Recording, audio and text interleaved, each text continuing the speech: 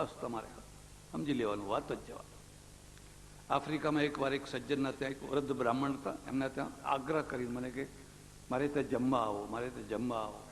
મેં કહું સારું છે, હવે અમારો તો જમવાનો જ ધંધો, બીજો ધંધો શું છે અમારે. એટલે હું તો એમના ત્યાં જમવા ગયો, ટેબલ ઉપર બેઠા, પણ પેલી બેનને વાર થઈ, ડોશી, આ એ ડોસો ને પેલી એ ડોશી. એટલે 2 મિનિટ, 3 મિનિટ, 4 મિનિટ, 5 મિનિટ. હું તમને એક ખાનગીમાં સલાહ આપું છું, તમે કોઈને જમવા બોલાવો કે તમારા ઘરમાં કે કોઈ જગ્યાએ સોફા ઉપર અડધો કલાક બેસાડી રાખો, પણ ટેબલ ઉપર નહીં, પાટલા ઉપર નહીં. તમારે સોફા ઉપર અડધો કલાક બેસાવે, પણ ટેબલ ઉપર બેસાડીને પછી જો તમે મોડું કરો તો પેલો પારો છે એ બધો ટેમ્પરેચરનો પારો, બધી તૈયારી કરીને પછી ટેબલ ઉપર બેસાડવાનો. 3, 4, 5 મિનિટ થઈ ગઈ ને પેલી ડોશી, હવે બિચારી ડોશી એટલે ડોશી, હવે એકલી, જરા વાર થઈ એટલે આ ડોહા છે ને જોરથી તડું ક્યાં મારી હાજરીમાં, જોરથી, એ લખડી ક્યાં મરી ગઈ. પેલા લક્ષ્મી નામ, લક્ષ્મીને લક્ષ્મી ના કહેવાય, લખડી.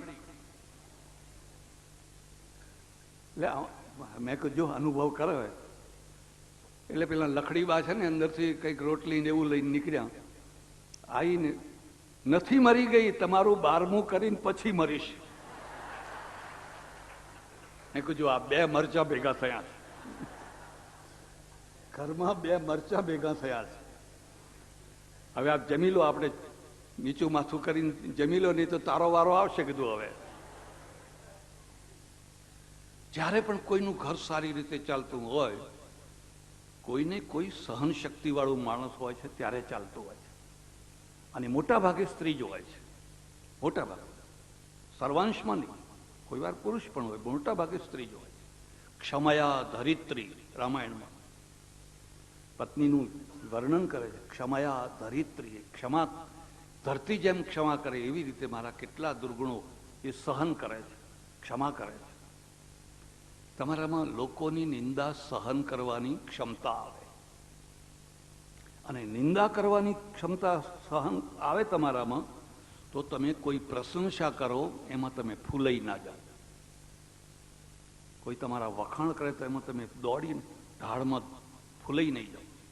તો પહેલી શરત છે કે તમે નિંદા સહન કરી શકો છો.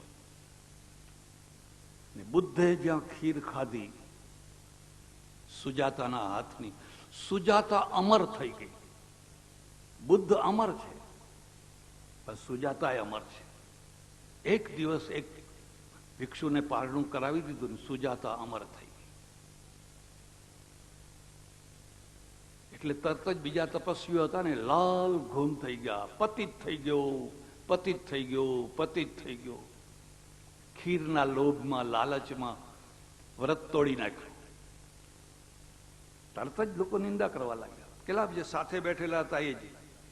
આ સાથેના માણસોની જ વધારે ઉપાધિ હોય છે, દૂરના માણસોની બહુ ઉપાધિ હોતી, સાથેના માણસોની જ વધારે ઉપાધિ હોય છે.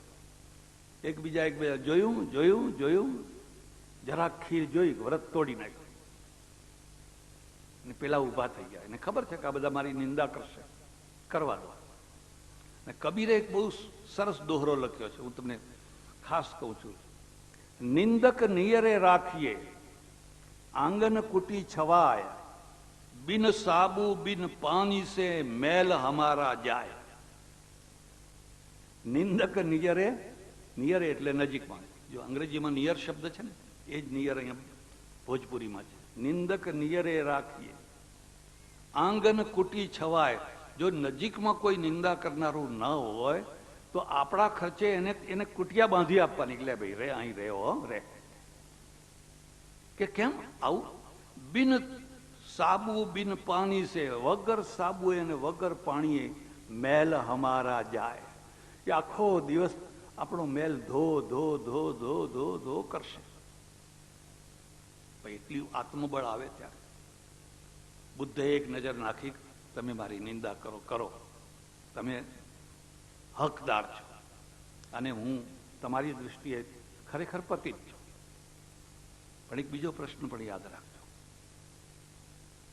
જ્યારે તમે એક ટ્રેક છોડીને બીજી ટ્રેકમાં જાઓ છો અને બીજી છોડીને ત્રીજીમાં જાઓ છો, અને આગળ કશી તૈયારી નથી, તો ક્યાં જવું? તો જવું ક્યાં? તમારી એક પેઢી મુંબઈમાં ચાલે છે, એક કલકત્તામાં ચાલે છે, એક એન્ટવર્પમાં ચાલે છે, એક ફલાણે ચાલે છે, ફલાણે ચાલે છે. તમે જ્યાં જાઓ તો તમારા માટે બધા રસ્તા જ છે અને ટ્રેક તો બદલવાની જ નથી. પણ તમે ચીલા ચાલુ જીવનમાંથી એકદમ કૂદકો મારીને બીજી સાઈડમાં આવી ગયા છો. હવે જવું ક્યાં? પહેલો પ્રશ્ન આ છે. અને જ્યારે કોઈ જવાનો રસ્તો નથી રહેતો હોતો ત્યારે હોય છે ભગવાન જ્યાં લઈ જાય ત્યાં. જ્યાં ભગવાન લઈ જાય ત્યાં. અને એ નીકળી પડ્યા. ચાલતા ચાલતા ચાલતા સારનાથ આવ્યા. તમે કોઈ વાર કાશી જાઓ તો કાશીથી 12 માઇલ દૂર સારનાથ છે. બૌદ્ધોનું બહુ મોટું તીર્થ છે, આપણું પણ છે, એમનું પણ છે. ત્યાં જરૂર જજો. અને સારનાથમાં આવીને ત્યાં સારંગનાથ મહાદેવ એ મંદિરની પાસે બેઠા અથવા વૃક્ષ પાસે બેઠા. અને થોડી વાર થઈ હશે અને પેલા જે બધા નિંદા કરનારા ભિક્ષુઓ હતા, તપસ્વીઓ હતા, એમાંથી 5 આવ્યા. 5 પાછળ આવ્યા. અને એ બધા દૂરથી પેલાને કહે છે, હું પગે નહીં લાગુ. પેલો કે હું એ નહીં લાગુ. પેલો કે હું એ નહીં લાગુ.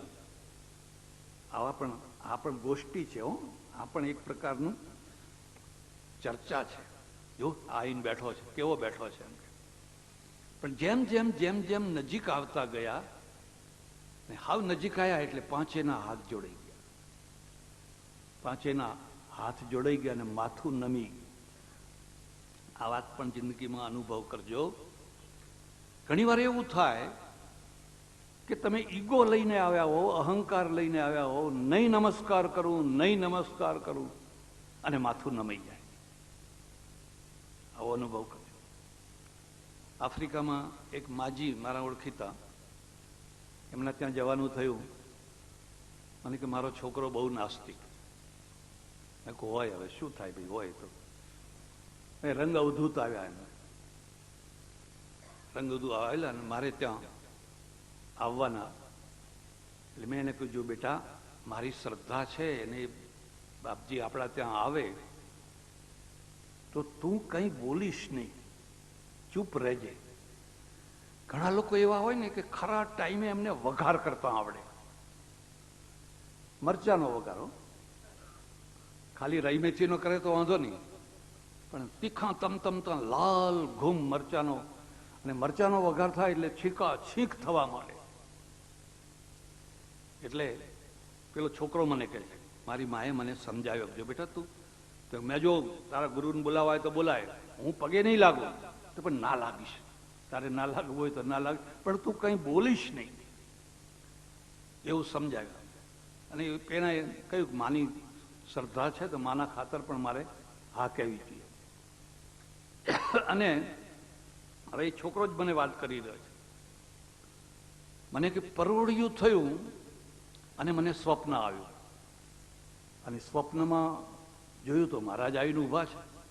ઓટ ઊભો થા, ત્યાં સુધી સૂઈ જવાનું. અને હું પાછો આળપંપાર છે, અજંપો છે, ફરી પાછો સૂઈ ગયો. ફરી સ્વપ્ન આવ્યું અને ફરી ખરેખર ઊભો થઈ ગયો. અમારે ત્યાં બ્રહ્મસૂત્ર છે ને, બ્રહ્મસૂત્રમાં એક સૂત્ર છે સ્વપ્ન ઉપર, સૂચકશ્ચ હિ તદ્વિદુહુ. સ્વપ્ન ઘણીવાર સૂચના લઈને આવતા હોય છે, બધા ખોટા નથી હોતા. સૂચકશ્ચ હિ તદ્વિદુહુ, એને જે જાણકાર લોકો છે એ એની સૂચનાને સમજી શકતા હોય છે. કોઈક વાર એ સૂચના લઈને આવતા હોય છે. અને મને થયું કે નહીં, આ આળપંપાર નથી. નાયો ધોયો ને મારી મમ્મીને, ડોશીમાને મેં કહ્યું, ચાલ આપણે તારા ગુરુને લઈ આવીએ. એક બીજો મુદ્દો પણ યાદ રાખજો, 1000 પુસ્તકોથી, 1000 દલીલોથી નાસ્તિકોને આસ્તિકો કરી શકાતા નથી. એ તો જે પકડાઈ ગઈ એ પકડાઈ ગઈ. પણ એ જ્યારે નાસ્તિકમાંથી આસ્તિક થતા હોય છે ને, કોઈ ઘટનાના માધ્યમથી થતા હોય છે. બધા પુસ્તકો ધોવાઈ જાય છે, બધી દલીલો ધોવાઈ જાય. કોઈ ઘટના એવી ઘટવી જોઈએ કે જે ઘટના એને આખા ટ્રેકને બદલી નાખે. આવી એક ઘટના હું મારે ફિરોજાબાદમાં રહું, યુપીમાં ફિરોજાબાદ છે, અને ફિરોજાબાદમાં પ્રવચનો ચાલે. એક વૃદ્ધ પુરુષ આવે, 80 વર્ષના, માળા ફેરવ્યા કરે.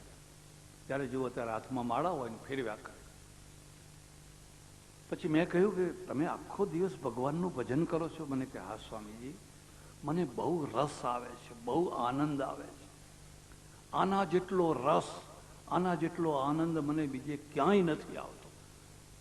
અને આ સાચી વાત છે, હું ખોટી વાત નથી, આ ખોટી વાત નથી.